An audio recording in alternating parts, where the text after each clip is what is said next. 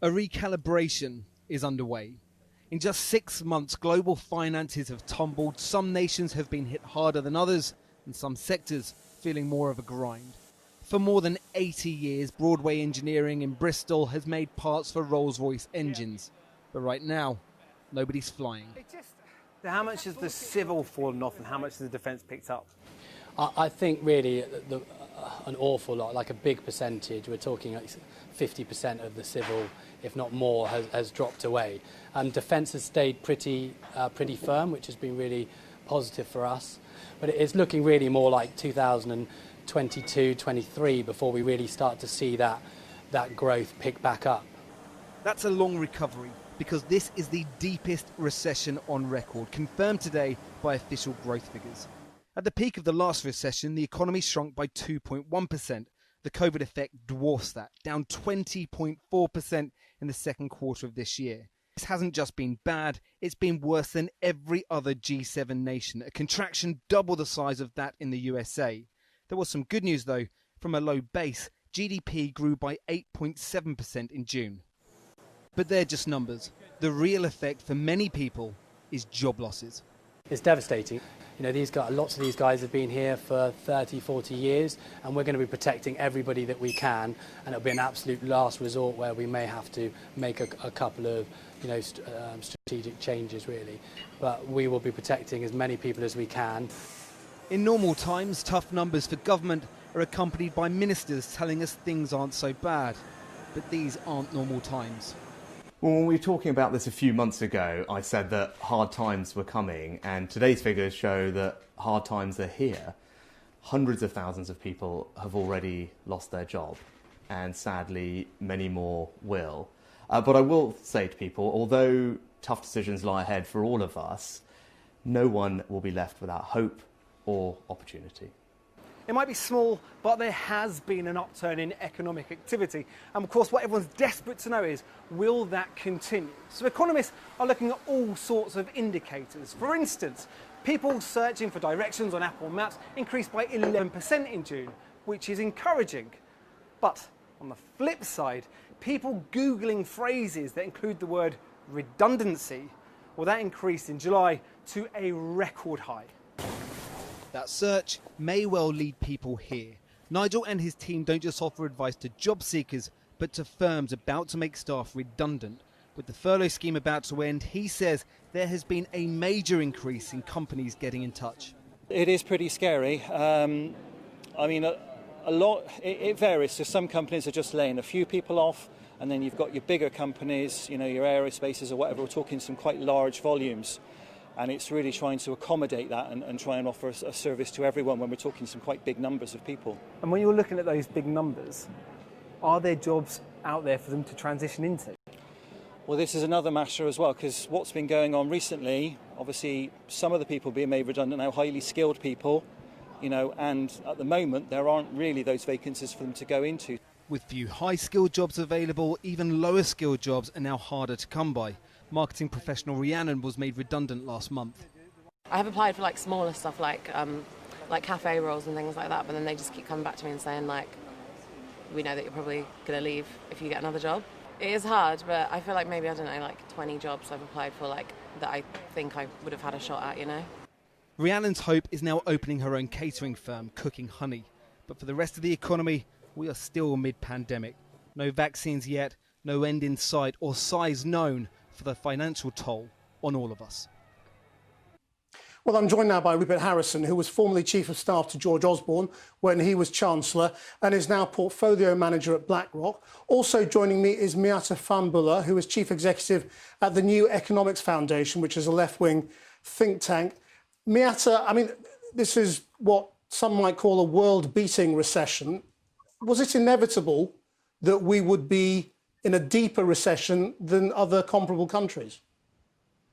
No, look, we knew it was going to be a massive knock to the economy. All the projections were suggesting this was going to be the deepest contraction for centuries, and I think these figures confirm that.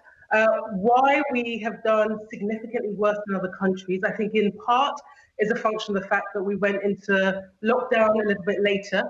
So the figures, if you like, weren't showing in the first quarter, they were showing in the second quarter. But also because we were late going into lockdown, we had to hold restrictions for much longer. But the more fundamental point for me is that, even going into the pandemic, our economy was pretty weak. We were stagnating. And so the knock of the pandemic and the recession came on top of an economy that was already ailing. Rupert Harrison, do you agree with that? I agree that I think the two main reasons probably that the UK has had a bigger fall in this quarter than other developed economies are exactly that. We went into lockdown later and stayed in lockdown longer. So most of this second quarter was accounted for by that lockdown period. And we've only really got the beginning of the bounce back in June counted in these figures. I also think there's probably a factor that the UK economy is very dominated by a very large service sector, very large. A lot of the parts of the service sector that we all know have been most affected are very large in the UK.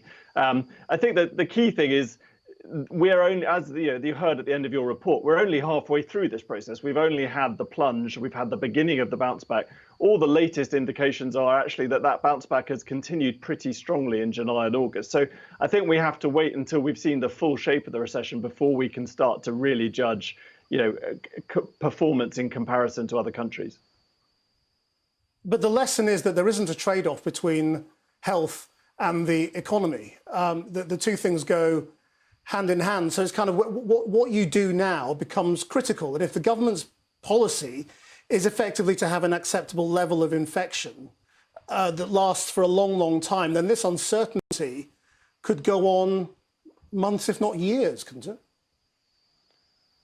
Well, look, the only thing that can really end the uncertainty is to get a vaccine and to get back to normal life. Most countries in the world are trying to get infections down to manageable levels where they can be dealt with by track and trace. I think your basic statement is correct. There isn't a trade-off. You look at what's happened in the United States, particularly the southern states in the United States, where you have had this big second wave.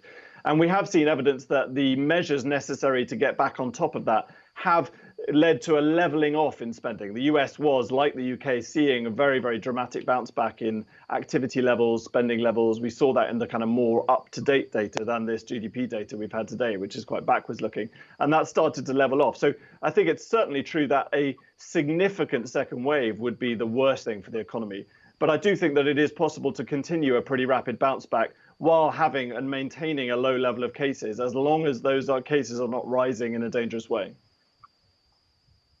Well, Miata Fambula, Rupert is talking about the bounce back, but the Chancellor is talking about hard times being here. What should the government do now? Well, look, the biggest risk at the moment is mass unemployment. So alongside the economy essentially plummeting, there will be jobs that will be lost. And that has to be the priority for the government. I think the first order priority is to protect jobs. And the Chancellor has said that he won't extend the furlough scheme. I think that is a grave mistake because when there are still parts of the economy that are in lockdown, when we're asking parts of the economy to operate well below capacity because of social distancing restrictions the government has put in place, we absolutely must continue providing protections. But the government is also going to have to create a lot of jobs.